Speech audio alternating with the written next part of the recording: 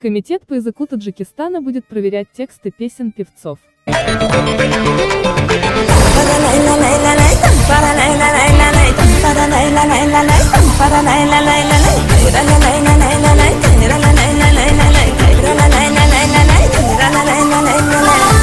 Комитет по языку и терминологии Таджикистана, возможно, будет проверять на правильность тексты песен певцов, а также тексты героев кинофильмов.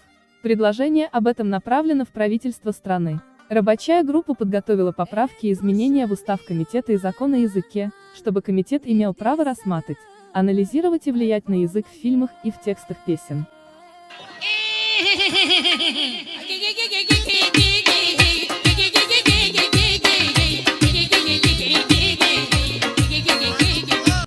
Мы уже отправили документ в правительство на рассмотрение, сказал глава отдела регулирования терминологии Комитета по языку и терминологии Таджикистана Абдурахим Зулфанион на пресс-конференции во вторник.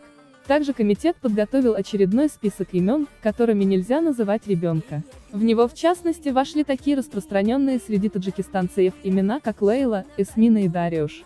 В 2019 году в Комитет по языку со стороны граждан поступили 1021 вариант имен. Из них 480 имен были одобрены комитетом и появятся в новом каталоге реестра национальных имен. А по 373 обращениям в комитете отказали, сообщил Зулфанион.